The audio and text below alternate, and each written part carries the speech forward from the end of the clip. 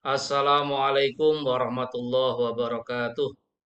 Bismillahirrahmanirrahim. Alhamdulillahirabbil alamin. Assalatu wassalamu ala sayyidina Muhammadin wa ala alihi wa ashabihi ajmain amma ba'd. Saudara-saudara yang berbahagia, alhamdulillah pada kesempatan kali ini kita bisa bertemu. Mudah-mudahan kita senantiasa mendapat perlindungan dari Allah Subhanahu wa taala. Amin amin ya rabbal alamin. Kali ini kita akan membahas tentang pengertian asal-usul, sumber, dan manfaat tasawuf di dalam Islam.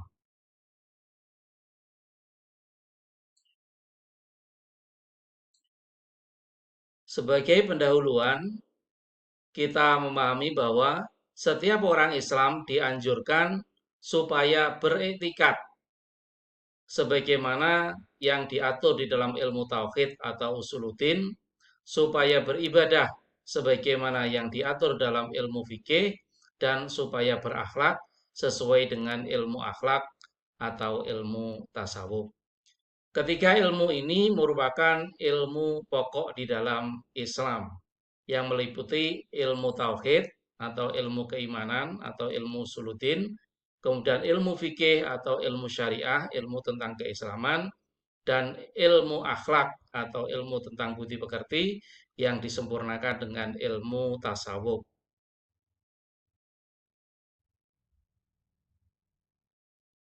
Sekarang kita akan membahas tentang pengertian tasawuf.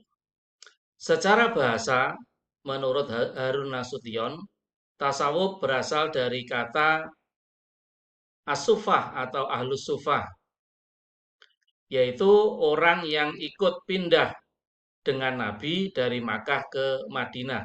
Orang-orang ini senang tinggal di serambi-serambi masjid, kemudian mencurahkan seluruh tenaganya, pikirannya, waktunya hanya untuk beribadah kepada Allah Subhanahu wa taala. Yang kedua, berasal dari kata sof, yaitu barisan yang dijumpai dalam melaksanakan sholat berjamaah. Karena para ahli sufi itu kebiasaannya senang berada di sop-sop yang awal ketika dia melaksanakan sholat berjamaah. Kemudian yang ketiga, sufi artinya bersih atau suci. Karena orang-orang tasawuf itu selalu berusaha untuk mensucikan diri dari dosa-dosa dan dari sifat-sifat tercela. Karena dia ingin mendekatkan diri kepada Allah, sehingga dia berusaha untuk meniru sifat Allah, yaitu Zat yang Maha Suci.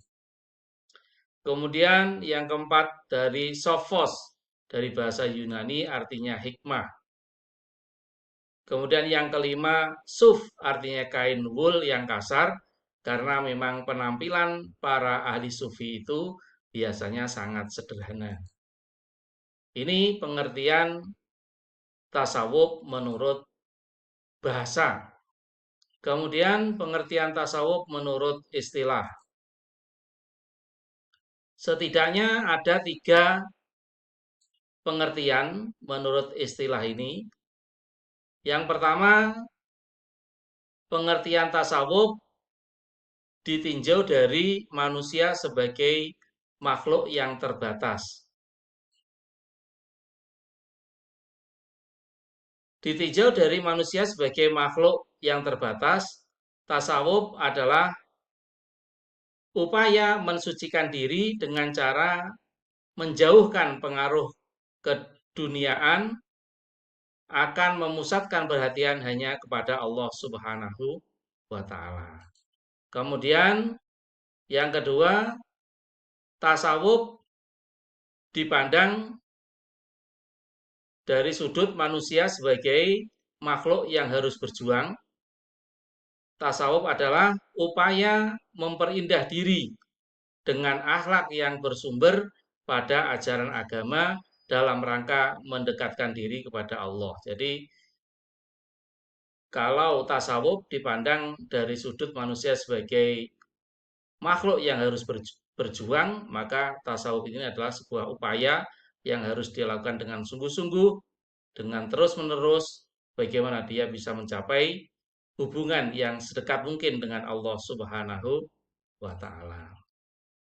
Kemudian yang ketiga, tasawuf dipandang dari sudut manusia sebagai makhluk yang bertuhan.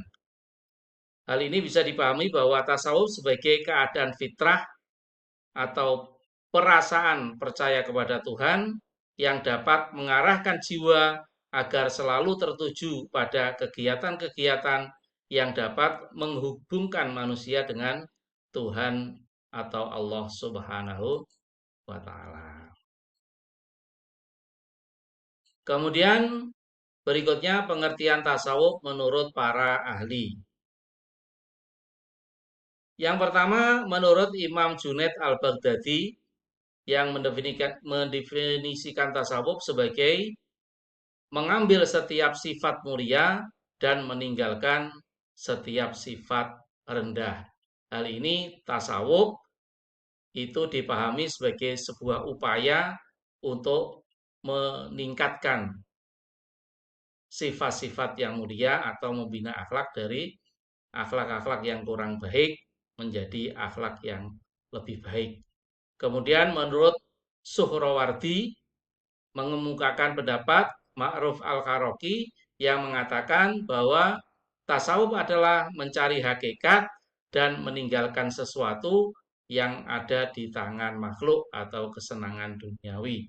Jadi orang yang bertasawuf itu yang dicari atau orientasinya hanya mencari ridho Allah Subhanahu wa Ta'ala. Kemudian yang ketiga, menurut Syekh Abdul Hasan As-Sadili, Syekh Sufi besar dari Afrika Utara yang mendefinisikan tasawuf sebagai praktek dan latihan diri melalui cinta yang mendalam dan ibadah untuk mengembalikan diri kepada jalan Tuhan.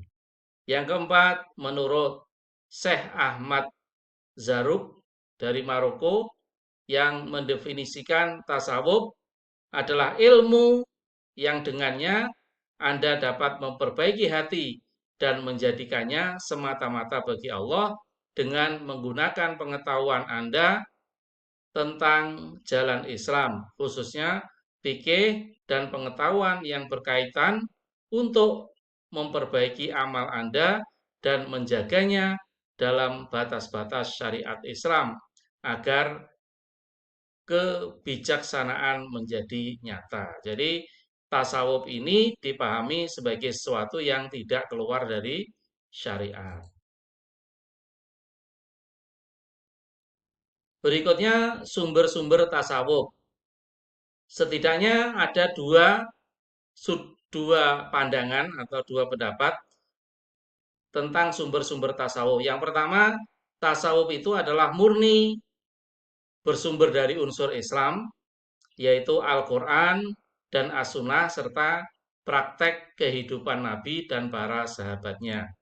Karena di dalam Al-Quran, As-Sunnah maupun praktek kehidupan Nabi serta para sahabat banyak mencontohkan tentang perilaku-perilaku tasawuf. Walaupun pada saat itu tasawuf ini belum ada, artinya belum ada sebutan atau ilmu yang dikenal dengan sebutan ilmu tasawuf.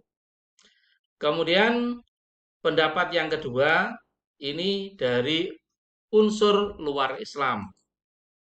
Yang pertama dari unsur agama Masehi.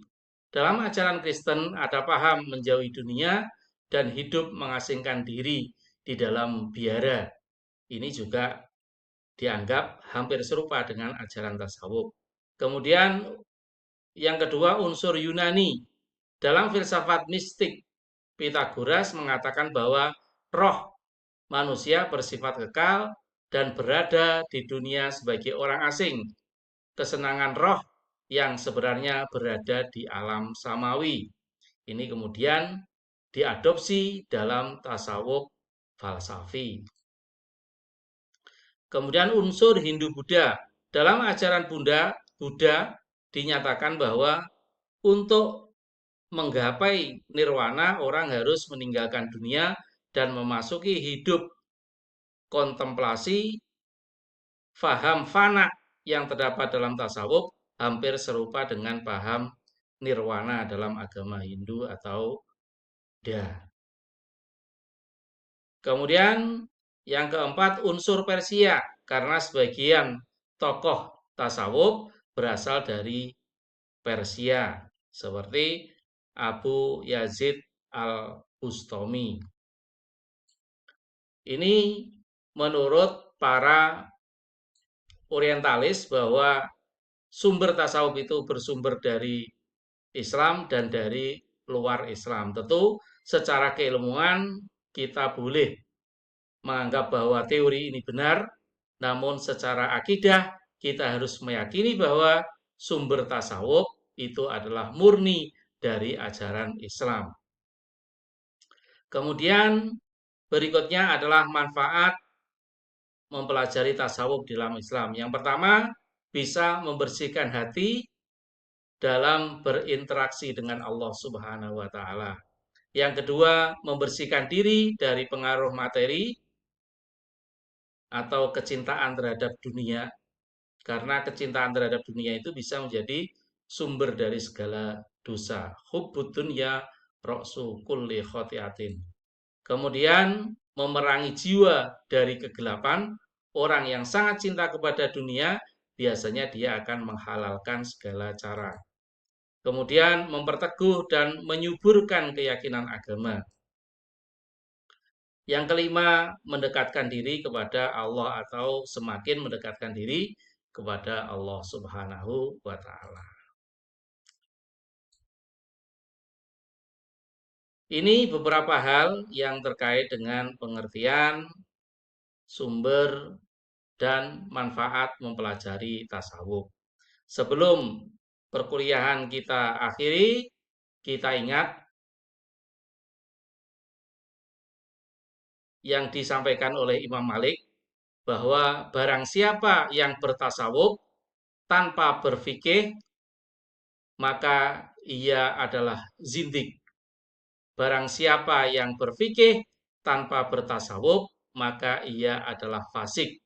Dan barang siapa yang menggabungkan keduanya maka dia akan sampai kepada hakikat atau kebenaran yang sebenar-benarnya.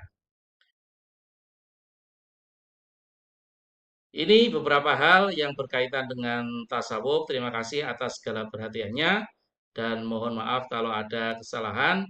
Mudah-mudahan apa yang saya sampaikan ada manfaatnya.